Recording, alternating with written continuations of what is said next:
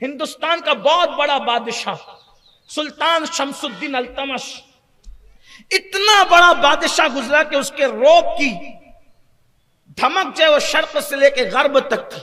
التمش بادشاہ کیسے بنے؟ وہ تو ایک غلام تھے۔ شمس الدین التمش بادشاہ کیسے بنے؟ غلام تھے۔ خواجہ قطب الدین بختیار کاکی اور شیخ شہاب الدین عمر سہروردی دونوں ایک درخت کے نیچے دونوں بزرگ بیٹھ کے باتیں کر رہے تھے۔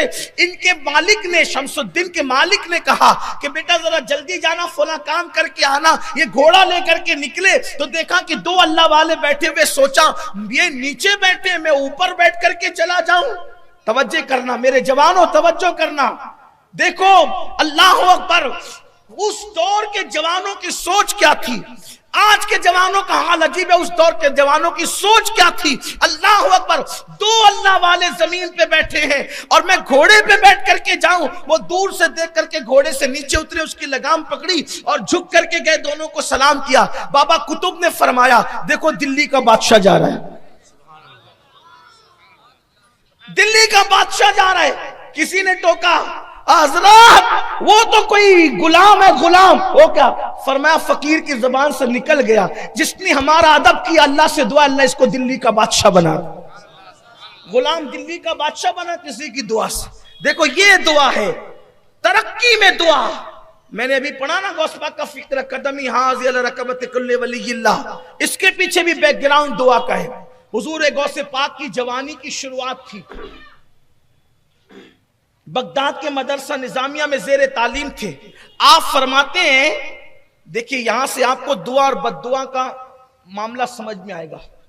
کسی کی بد دعا مت لینا، ہو سکے تو جانور کی بھی بد دعا مت لینا، کسی کی بد دعا نہ لینا۔ آج کل کے یہ نوجوان لڑکے جوانی کے نشے میں کچھ لڑکیوں سے دوستی کرتے ہیں، افیئر کے نام پہ، محبت کے نام پہ، پھر ان کے جسموں سے کھیلتے ہیں، پھر ان کی آبرو سے کھیلتے ہیں، ان کے ساتھ شادی کے وعدے کرتے ہیں، پھر انہیں چھوڑ دیتے ہیں یوز کر کے، ایسے جیسے بھورا کسی پھول کا رس چوس کر کے دوبارہ اس کی طرف رخ نہیں کرتا، تتلیاں کسی پھول سے کھلواڑ کر کے اس کے حسن سے اس طرف رخ نہیں کرتے۔ جوانی میں تو کر دیا، لیکن ان کے دلوں سے جو بددعائیں نکلتی ہے نا، پھر وہ تمہیں کہیں کا نہیں رکھتی۔ اس کو زندگی کی خوشیاں کبھی نہیں مل سکتی جس کے پیچھے کسی کی حق بددعا ہے۔ بددعا اگر حق ہے تو آپ کبھی سکون کی سانس نہ لے سکیں گے۔ یہ سالن میں نمک زیادہ ہونے پر، یہ میکے سے لیٹ آنے پر، چھوٹی چھوٹی باتوں پر جو عورتوں کو طلاق دیتے ہو نا غرور اور گھمنڈ میں، جب وہ کروٹیں بدلتی ہے طلاق کے بعد، اس کی ہر کروٹ تمہارے لیے بددعا بن جاتی ہے۔ میں نے بے قصور عورتوں کو طلاق دینے والوں کو گھر گھر بھیک مانگتے دیکھا ہے، اسی مالیگاؤں کے اندر گھر گھر بھیک مانگ۔ لوگ جوانی کے نشے میں کچھ بھی کرتے ہیں، لیکن اللہ کو ظلم پسند نہیں ہے۔ حدیث پاک میں آتا ہے، اللہ کے رسول علیہ السلام فرماتے ہیں اگر کوئی سینگ والی بکری بغیر سینگ والی بکری پہ ظلم کرے گی، اللہ اس کو بھی ظلم کا بدلہ دے گا۔ ایک پہاڑ دوسرے پہاڑ پہ ظلم کرے گا، اللہ اس پہاڑ کو پگھال دے گا۔ اللہ کو ظلم پسند نہیں ہے۔ کیوں؟ یہ کائنات سجائی اللہ نے، کائنات بنائی اللہ نے، کائنات میں آپ کسی پہ بھی ظلم کرتے ہو اذیت اللہ کو ہوتی ہے، کیونکہ یہ اللہ کی مخلوق ہے، اللہ کی مخلوق ہے، تم کسی پہ بھی ظلم کرو گے اذیت اللہ کو پہنچتی ہے۔ اللہ ظلم کو پسند نہیں کرتا، نہ وہ ظلم کرتا ہے اور نہ وہ ظلم کو پسند کرتا ہے، نہ وہ ظالموں کو پسند کرتا ہے۔ حضور غوث پاک مدرسے میں تھے، مدرسے میں جب آپ پڑھ رہے تھے تو آپ خود فرماتے ہیں ایک بزرگ آئے ہوئے تھے بغداد میں، ان کا بڑا چرچا تھا، لوگ ان کو قطب صاحب کہتے تھے، قطب صاحب کہتے تھے۔ میرے دل میں خیال ہے کہ چل کر کے ان سے دعائیں لینی چاہیے۔ دیکھو دعائیں کروانی نہیں چاہیے، کیا کرنا چاہیے؟ دعائیں لینا چاہیے، دعائیں لینا چاہیے ان سے چل کے۔ میں نے اپنے دو دوستوں کو کہا کہ چلو چل کر، وہ بزرگ آئے قطب صاحب، وہ ہوا میں اڑتے تھے، ہوا میں مصلی بچھا کر نماز پڑھتے تھے، بڑا چرچا تھا ان کا، کہ چلو چل کر کے ان سے دعائیں لیتے۔ تو دو دوست تو ساتھ ہو گئے۔ ایک دوست نے کہا راستے میں چلتے چلتے کہ میں ان سے ایسا سوال کروں گا کہ وہ میرے سوال کا جواب نہیں دے پائیں گے۔ دوسرے نے کہا میں بھی کچھ پوچھ لوں گا۔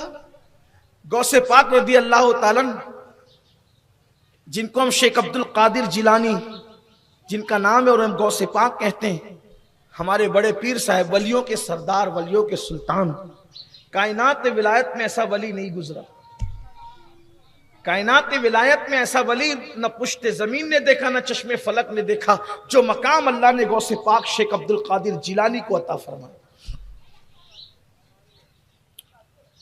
جب دونوں دوستوں نے، ایک نے کہہ دیا کہ ایسے پوچھوں گا کہ وہ جواب نہیں دے پائیں گے، دوسرے نے کہا ہم بھی کچھ پوچھ لیں گے، غوث پاک کہتے ہیں اپنی حیثیت کیا ہے؟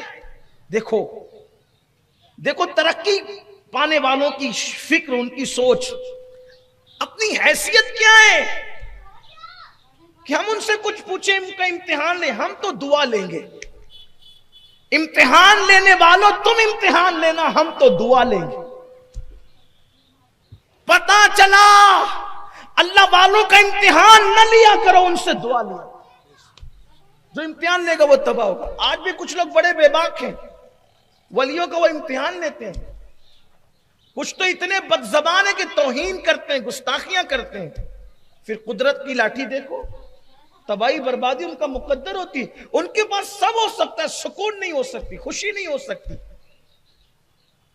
پہنچے جب ان کے پاس وہ واقعی قطب تھے، تینوں پہنچے، تینوں جب تینوں پہنچے تو اس قطب صاحب نے کہا، اس سے مخاطب ہو کر جس نے کہا تھا ایسے پوچھوں گا کہ جواب نہیں دے پائیں گے، بڑا گھمنڈ تھا اس کو علم پر، اس کے علم پر اس کو بڑا گھمنڈ تھا، وہ اللہ والے کے پاس ایسا سوال کرنے جا رہا کہ وہ جواب نہ دے سکے۔ غوث پاک فرماتے ہیں کہ وہ قطب صاحب نے کہا اچھا تم مجھ سے ایسا سوال کرنے نکلے تھے کہ میں تمہیں جواب نہ دے سکوں؟ سن، تیرا سوال بھی جانتا ہوں اور اس کا جواب بھی جانتا ہوں۔ سوال کرنے سے پہلے کہا کہ تو نے راستے میں یہ کہا نا کہ ایسے سوال پوچھوں گا کہ جواب نہ دے سکیں، میں تیرا سوال بھی، تو یہ سوال کرنا چاہتا، یہ تیرا، اس کے پوچھنے سے پہلے کہا یہ تیرا سوال ہے اور یہ اس کا جواب ہے۔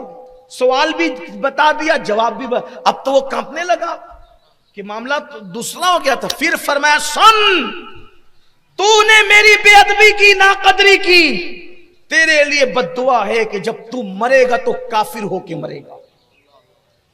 دی بد دعا دی، مرے گا تو کافر ہو کے مرے گا۔ دوسرے کا تو بھی پوچھنا چاہتا تھا نا، یہ تیرا سوال، یہ تیرا بھی جواب، لیکن تو اس سے کم بے ادب ہے، تو تیرے لیے بد دعا یہ ہے کہ تو مرے گا تو دنیا دار ہو کر کے مرے گا۔